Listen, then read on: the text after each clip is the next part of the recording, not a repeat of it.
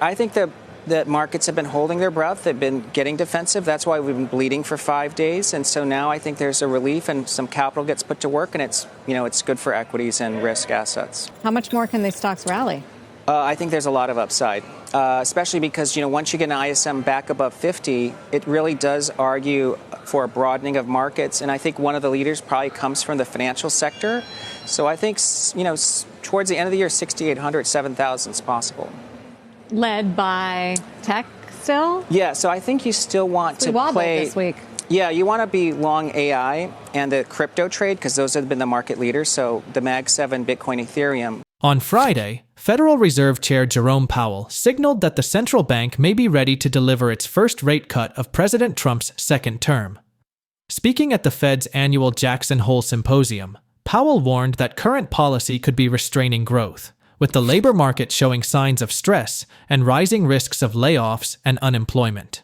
He warned that downside risks to employment are mounting, and if they materialize, they could take the form of sudden layoffs and rising joblessness.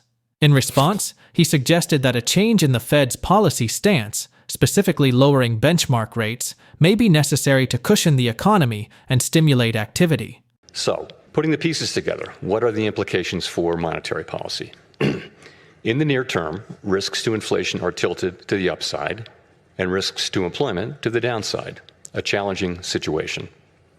When our goals are in tension like this, our framework calls for us to balance both sides of our dual mandate. Our policy rate is now 100 basis points closer to neutral than it was a year ago, and the stability of the unemployment rate and other labor market measures allows us to proceed carefully as we consider changes to our policy stance. Nonetheless, with policy in restrictive territory, the baseline outlook and the shifting balance of risks may warrant adjusting our policy stance. Markets didn't hesitate to react, and crypto was at the center of the surge. Bitcoin spiked nearly 5% to $117,300, but the real standout was Ethereum, which shattered its previous all-time high for the first time in nearly 4 years. Ethereum soared more than 15% in a single day, touching $4,885 on Bitstamp and decisively breaking above its November 2021 peak. Polymarket bettors are now assigning a 74% chance of Ethereum reaching the $5,000 milestone before the end of August, with some even wagering on a climb toward $5,400 in the final days of the month. Looking further out, the odds of Ethereum hitting $10,000 in 2025 stand at 16%, reflecting rising conviction that Powell's dovish tilt could fuel a new wave of liquidity and position Ethereum as the leader of the next crypto leg higher. Adding to that momentum, Fundstrat's Tom Lee has argued that Powell's shift could unlock even more upside, especially for small-cap stocks and cryptocurrencies. Lee has long been one of Wall Street's most vocal Bitcoin and Ethereum bulls, and in his latest outlook, he suggests the rally we're seeing may just be the beginning. His take helps frame where markets could go next, and why crypto investors should be paying close attention. Stick around as we break it all down, and if you're finding value in this analysis, don't forget to hit like, subscribe, and turn on notifications so you don't miss the rest of the video. Right after Powell's Jackson Hole speech, Lee doubled down on his outlook in a post on X, writing, "Fed Powell dovish equals to green light for small caps, Bitcoin, and Ethereum." In other words, Lee sees the Fed's softer stance as a direct catalyst for risk-on assets, with small-cap equities, Bitcoin, and Ethereum leading the way. Coming from one of the most consistent bulls on Wall Street, that message underscores just how pivotal Powell's shift could be in shaping the next leg of the crypto rally. How do you process what we just heard? Well, I think that it's the Fed acknowledging that the risks now are tilted for the labor market to be softening, and they want to head that off, especially because they don't think that tight labor markets are going to necessarily create inflation. That's a very good sign, and I think it means we have a dovish Fed again, and that's kind of a green light for small caps. Small caps and for equities. They are working. Last I looked, small caps were up 3%. So is this what we need to really confirm the sort of broadening that comes and goes in the market? Yeah, because I think that one of the things we should watch for is what happens to mortgage rates. But mortgage spreads are right now 360 basis points higher than the 10-year. Historically, it's 1.6 percentage points. So you could see a huge drop in mortgage rates. That's going to help housing.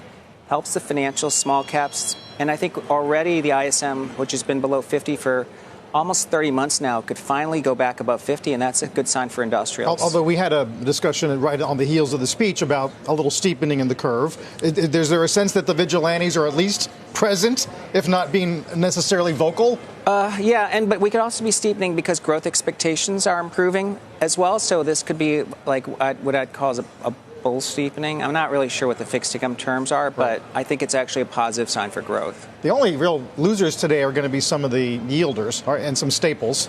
Would you be cautious on those? That's right. I think that markets have been holding their breath. They've been getting defensive. That's why we've been bleeding for 5 days. And so now I think there's a relief and some capital gets put to work, and it's good for equities and risk assets. How much more can these stocks rally?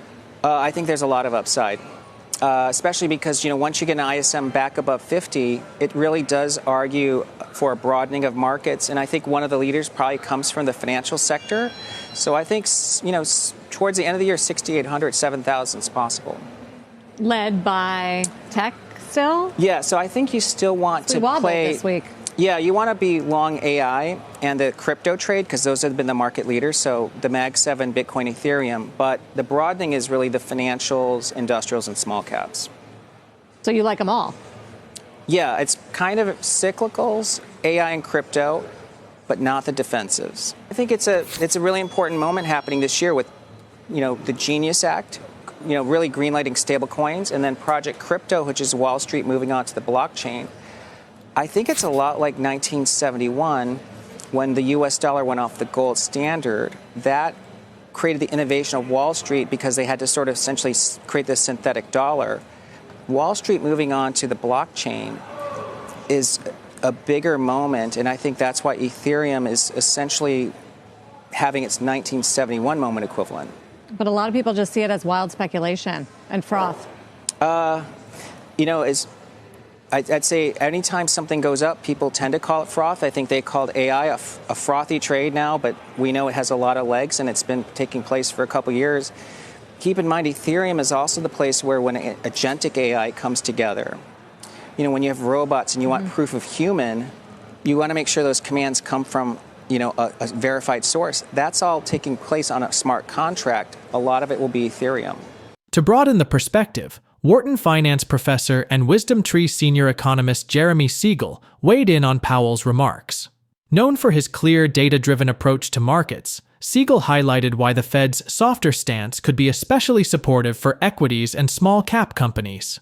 He also noted that while some economists remain cautious, Powell's willingness to look past short-term inflation pressures may open the door to lower rates, and with it, more room for markets to run. Well, first of all, I thought it was very dovish, and I think the market reaction is perfectly right. Listen, small stocks doing so well is textbook. Small companies borrow at the Fed rate, at the Fed funds +1, +2. They are very sensitive to those short-term rates, which now we're going to go down. I wouldn't be surprised to see it 25 basis point at each of the next 3 meetings. Down to the low 3s by the beginning of next year. I think it's appropriate. I've been saying that for quite a while on CNBC, that the short rate should be about 100 basis points below the long rate, and that does put it in the low 3s, and I'm not surprised at the reaction, and I think this means more upside for equities. Well, first of all, the Fed never forecloses anything for sure. It always does leave that option open. But it's the first time I really heard him say that the tariffs are a one-time increase, and implying that as long as that doesn't spread to other sectors, just, as Steve mentioned, that we should not be looking at that inflation and saying that that's one reason to tighten credit. I've often said, tariffs are like a tax increase. Monetary policy says you should not tighten credit when increased prices is caused by a tax increase. And it seems like pretty much he was on board with that notion. He hasn't seen inflationary expectations go up. My belief is that, the inflation data in the future may not be as important, particularly if it comes from core goods and from tariffs and imports. He'll be looking at the service side of it. And by the way, we know housing is a big part of that service side, and that's been very soft. We see that prices in homes across the country are finally softened to the point of going down, I think, in a majority of states right now. So housing, even though it does get in a lag in the CPI and the PCE deflator, doesn't seem like that big component is going to be a source of that service inflation. So I think that, pretty much that opens the door for those lower rates. And I think that's pretty much the way it should be. And obviously anything can happen, but the market wanted it, and they got it. And it was more clear than I thought he would be, like he was a year ago. The pivot a year ago, we saw a rate. Now, I don't know if it's going to be 50. I think 50 depends pretty much on what the August payrolls are going to be. If we got a negative print, it might be 50. But I think that 25 is certainly in the bag, barring some sort of crisis we don't foresee at the present time. So how do you think the stock market continues to digest this in terms of what parts of the market do better? Yeah, and by the way, when we got those PMIs from S&P Global that surprised on the upside, I think a lot of people said, "Whoa, Powell does have some ammunition to say things are not falling apart. I'm going to be data dependent."